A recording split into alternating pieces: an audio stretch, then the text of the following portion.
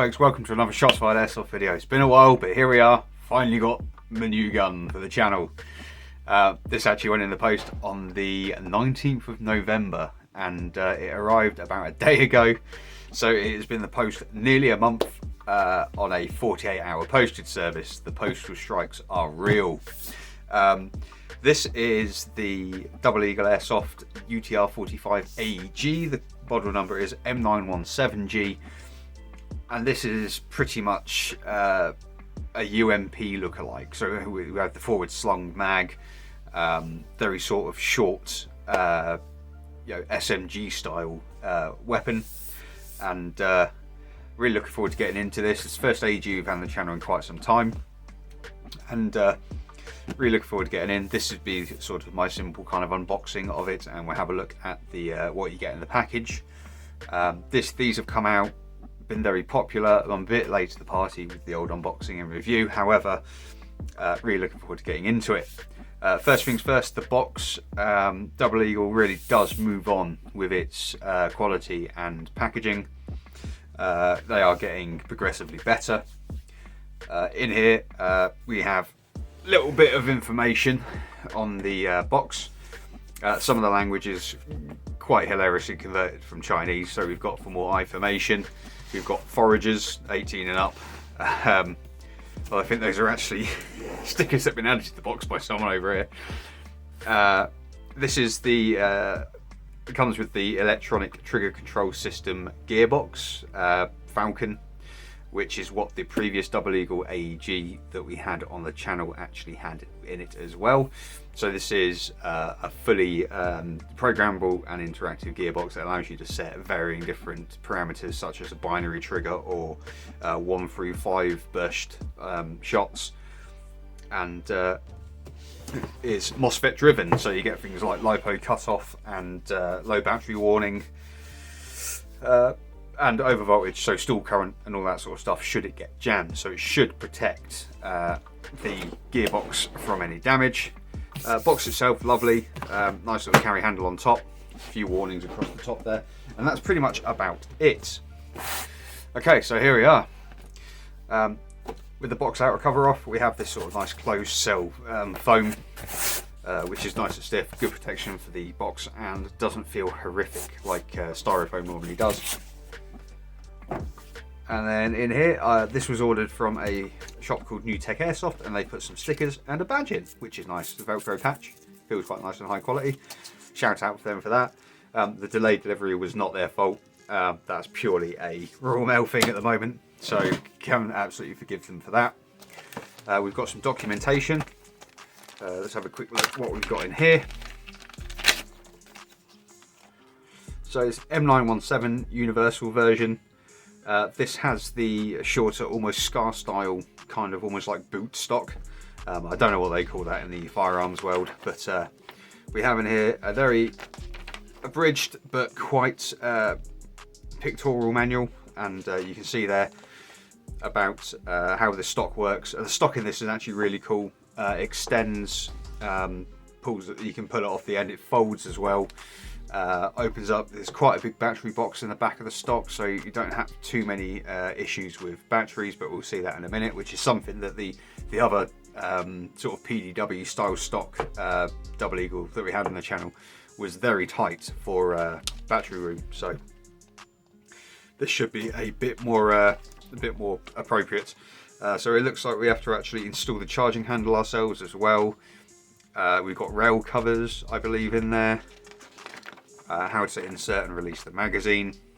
Again, folding stock. We've got adjustable sights as standard, and we also actually have a cheek rest on the stock, which again is also quite a cool addition. Obviously we have a hop-up. Even goes on about how to actually completely remove the buttstock, and yeah, and a bit on maintenance as well, so how to clean the barrel, etc. So that's actually quite a comprehensive little booklet for your gun, which is nice to see. And then excellently, we have a fully exploded diagram, which is lovely because you can see how it all comes apart, goes together, and you also have part numbers should you need bits for your gun. So lovely to see. Here we have a little punch card on how to use the gearbox and how to set. So again, this is essentially the same as the other double eagle that we had on the channel. So it will be based on timings for pulling the trigger in, based on what firing setting it's on. And then I believe the long press will reset. Yes. Yeah, the long press will reset. So that's good. Compatible with 7.4 volt and 11.1 volt lithium batteries. Pretty much, if you've got one of these, you want to use it on free cell 11.1 volts. There's not really much point using it on the 7.4 unless you want a slower responding rifle. So on top of that, there's our little charging handle, as it was stating before. I'll leave that out for a minute. This has a Dean's connector in it to make your own, or to convert a battery that you already own to Dean's. This does not come with a battery and charger, as most high-end airsoft rifles tend not to. So it's nice that they include Dean's and a heat shrink in there to actually swap your connectors to Dean's to use any battery that you've got with this. Obviously, you will actually have to solder if you want to do that, but it's nice that they do it. So in here we've got a big box of bits. We've got our rail covers and 2 extra side rails if we don't want to have rails. So it's nice that they actually include rails in the bag, or in the box rather, to add to your rifle. So there's 2 plastic rail covers and some side rails. Now these are polymer, but they do feel thick. They certainly don't want to bend, so they should be more than apt at holding on your accessories. And we've got some nice hardware to go on there, so black oxide and an Allen key supplied to fit them. Very nice indeed. If you don't wish to add a Dean's to a battery, this is actually a converter plug, so this will plug it into a normal small Tamiya battery, and it will swap it to a Dean's. I don't actually recommend doing this because the whole point of getting rid of small Tamiyas on your batteries is the Dean's are good for about, I don't know, 50-60 amps. Bear in mind that these guns can pull upwards of 25-30 amps. A small Tamiya connector is only rated for 10 amps out the box, so just bear that in mind. If you don't fit Dean's to your battery, you're essentially just introducing a load of heat and inefficiency into the transfer of power from your battery to your motor. It actually looks like we have, if I had to guess, it looks to me like that might actually be something to do with a paddle release for a magazine, which is quite interesting. So you actually, looks like you have an optional mag release there, a big paddle one, rather than the rather slimline one that's in there.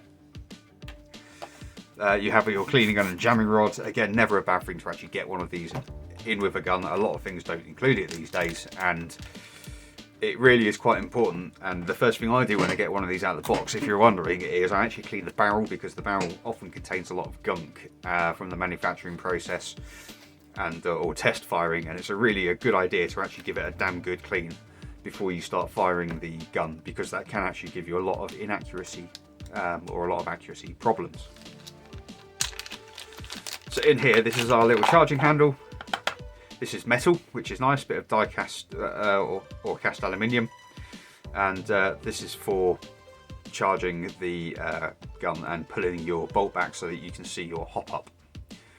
So we'll put that on in a minute once we've got the gun out.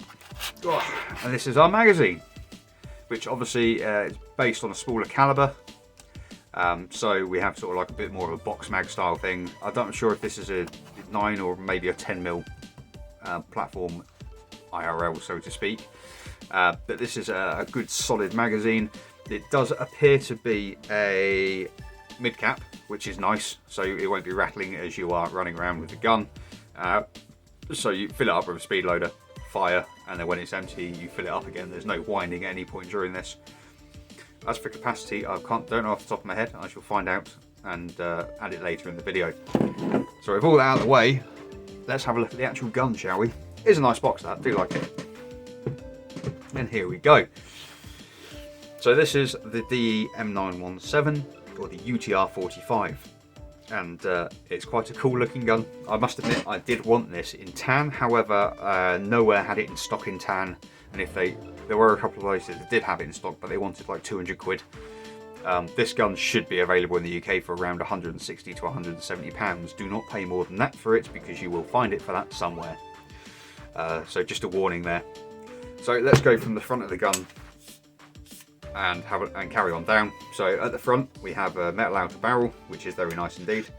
And under there we have our conventional 40mm negative thread, 40mm counterclockwise, which is protected by a metal cap. M-lock on the rail on the sides, again for attaching any of your accessories, which is what the extra rails on the side are for, or are supplied in the box. We have a faux bolt release. We have Falcon system emblazoned on the side of the gun there, along with UTR 45. Our mag release. Right, anyway, moving along. We have our selector switch, which feels very nice. It's quite positive. It does just click into place. It doesn't feel like it's going to fall off at any point. Some of the cheaper guns off I have a situation where it actually feels a bit terrible. Nice trigger. Obviously it's a micro switch in this, so it doesn't really have any feel to it. It's not like it's a gas blowback or anything like that, but it does feel nice. It is a plastic trigger, I believe. No, I'm wrong. That's a metal trigger. The grip is very comfortable. We have rubberized front and rear pads on the grip, so you're not going to have this sliding out your hand or moving around unless you really let go of it, which is nice. Coming to the back, we have our stock, which is one of the interesting things about this gun. So it does indeed fold round, so you could use it a bit like a machine pistol. This is actually sprung loaded, so it does not appear to actually clip into the gun, and it is a bit floppy, so if you're running around it may move, but it's not actually going to get around too easily. So, or you can just grab it like that and hold it in place. So it folds. It has an adjustable cheek rest there, which clicks into place like that, so it just assists in keeping your head in place when you're looking down the sights, which is just on a quick release. It has a trigger on the back to extend it, so if you happen to have really long arms or like having the gun further away from you when you're firing, you can actually use that. It is 7 positions by the looks of it. Oh no, 8 positions. And that is at a maximum extension. If you push this latch in and push back, you can then remove the buttstock entirely. And that gives us access to both our battery wiring with the male Deans on the end, as you can see there, and our battery compartment, which, although it is quite slim, if you've got a stick pack, it should go in there fairly easily. So there is actually quite a lot of length in here to get a long, sort of thin stick pack in there, which is quite nice.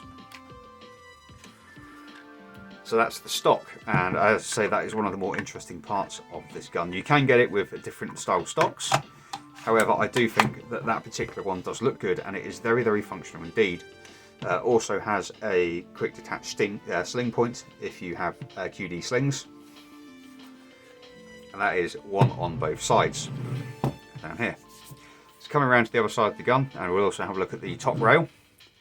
This is full length of the receiver, and it comes fitted with 2 polymer sights, front and rear polymer sights, which have both windage and elevation adjustment, which is very nice to see. Or the rear has windage, and the front, I believe, is just elevation, but the rear has windage and elevation. It also has adjustable, or at least you can pick whether you want sort of an open combat sight or whether you want something a bit more pinpoint, which obviously changes the sight of your rear reticle. I can't really show you on that on camera, but rest assured that is what it does have. We actually have a faux bolt release on this side as well, which doesn't seem to do too much, and we have a nice metal sort of chamber cover with UTR 45 caliber 6mm BB, along with a bit more of a fancy DESF logo on this side. Obviously you noticed it's an ambidextrous selector switch, which is nice. So this platform is mildly ambidextrous, it's pretty groovy. Apart from that, it is pretty much it. This is a really interesting looking gun. I like that it's different to the sort of cookie cutter M4, and it is really feeling very nice in the hand. One of the things that I kind of want to get across is that Double Eagle really are stepping up their game. I was very impressed with the M4 that we had on here before, sort of the PDW. That was an awesome bit of kit for CQB, and that actually went around in my club for a long time. Ever since I kind of sold it to someone in the club, and it's been doing the rounds in there, and everyone who uses it loves it. This is like another step up. The finish on it is nicer. It has a real heft to it. I think I said in the other video regards to the other Double Eagle that it actually felt like a G&G, which might seem like a bit of an odd thing to say, but I can assure you that is a compliment, because G&G's this is all polymer. Apart from a few parts of it, it's all polymer. They feel so solid for polymer guns, and the polymer that they use is a cut above a lot of the others. So let's have a quick look at the magazine, which I believe we are going in like so, to complete the look of the UTR 45, and it does look really cool. I must admit, the mag, the way it sticks out, it's huge box and all that, and it's like a totally different kind of overall shape to the rest of the gun, which is a bit odd, but it does give the gun a very unique look, and it is very comfortable feeling. The natural grip where you just want to choke up on the magwell, raise your little cheek rest and line up your sights. It is such a comfortable gun. That is so nice. I'm a bit funny when it comes to ergonomics with guns. I've got to say, I'm not too keen on a lot of the more common types of guns. I really like the way an AEG handles, or an AUG, if you want to pronounce it such as that. I'm not a huge fan of the M4. I can never get used to them. This feels really nice to me. Just the way that you're sort of meant to clamp it right in front of the magwell, sit there. That's how I use a lot of my Nerf guns and stuff like that, where they tend to be lighter. But this has got a real sort of, for a heavier gun, it's got a real nice feel to it when you're using what I would guess is the prescribed stance. So yeah, really cool bit of kit. I'm going to get my weigh scales in, and then we're going to load an 11.1 LiPo into it and see what the gearbox sounds like. So the charging bolt handle, we actually have an ambidextrous one, so it can go this side or on the off side there. And all it does is you just give it a bit of a wiggle, and it will just push in, it'll lock in place. It's not going to fall out. It actually has a little bit of a spring to it, which is quite nice. And when you grab it, it will actually lock the whole system back, return by itself. You see it's on these two big metal rails in here with large springs on. So it is very, very smooth indeed. A lot of sort of faux charging bolt or bolt handles feel very janky on AEGs. This is beautiful. It gives the gun just a bit more of an element of, I don't know, almost like play, if you know what I mean. And then the really nice thing is that we actually have a self-holding back bolt cover, and it is released using the actual release, which is a really nice touch. Well played, DE, well played. I've spent a little bit of time staring at this, and I've just realised that I've been being a moron. If you are used to watching this channel, you know that this is a fairly frequent thing. I am quite a moron. However, the pin that goes through here, this is a mag release, and it's actually not extended like I originally thought it was. It's roughly the same size. However, it actually has ambidextrous thumb releases, so it doesn't matter which side of the gun that you're operating from. This will go into the mag release where the panel normally is, and obviously when it turns like that, you have if you're firing right-handed, you have it on this side. If you're firing left-handed, you have it on this side, and you'll always be able to strike the mag release without actually using your left hand, which is, or right hand, depending on which one you are using on the front of the gun. Really nice addition. These parts cost very, very little to put in. A lot of guns could do stuff like this, but they choose not to. Again, this gun has really nice attention to detail for the price it is, and I'm really happy with the way it's come out of the box. Okay, so you're back with me now. Gun with mag but sans battery. Comes in at 2.4 kilograms, which is a nice weight. Not as heavy as some of your sort of full-scale replicas. However, this is a nice weight. It's not so light that it's going to feel cheap or toyish, but not so heavy that it's going to be a ball ache to carry around all day if you're out in the field. or indeed hinder your movement if you're in fact doing a CQB or some sort of fast-paced frantic sort of shootout, which is kind of what this is going to be a bit more aimed at, because it is, after all, very much a sort of all-purpose but quite close range looking platform. Just give you an idea of, if I just pop a battery on there as well, which is the one that'll be going in a sec. Yeah, so all up it's going to be under 2.5 kilos.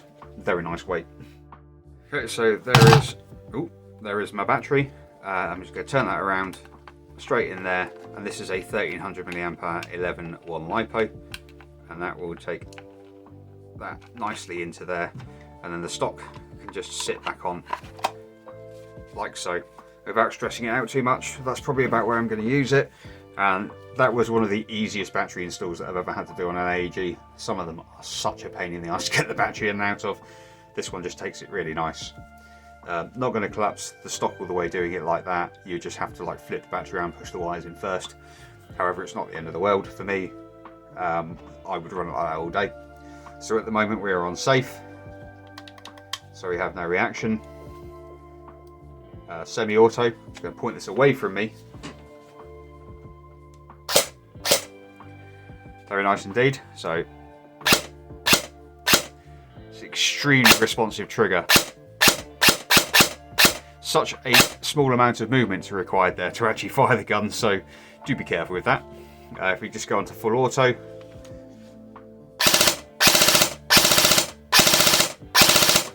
we get a brisk response. It's not going to keep up with a 23 rounds a second G&G standard out of the box.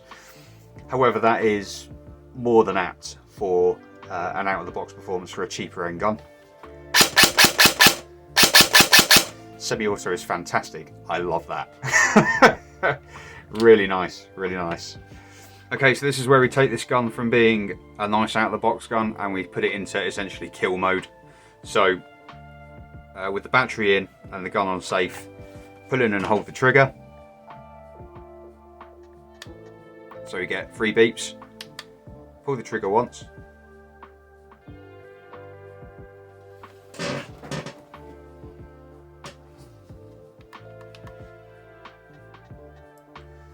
And then pull the trigger 3 times, and what it should have done is given us burst fire. So now, as you see, I'm on fully auto. I hold the trigger in, I get 3 rounds, and then it cuts out. Lovely, very nice indeed. If I go back round, pull the trigger in again for 3 seconds, you'll get 3 beeps. Lovely, and then press it again. Get a blip, and then 1, 2, 3, 4, 5. That should give me a 5-shot burst. There we are. Very nice indeed. So back round, pull the trigger in.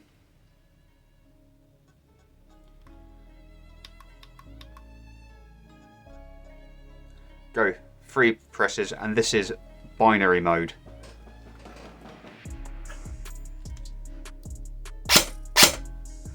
So now we have a trigger that fires on the pull of the trigger and the release. If you finger bang this trigger, it's fully auto. This is why a lot of places ban binary triggers, because you can semi-auto as fast as most guns can full auto. So we've now got a binary trigger, and the last thing that you can do on this is you can actually adjust the sensitivity of the trigger. So if you put it in again, gives you 3 bumps, 2. We're now in trigger sensitivity mode.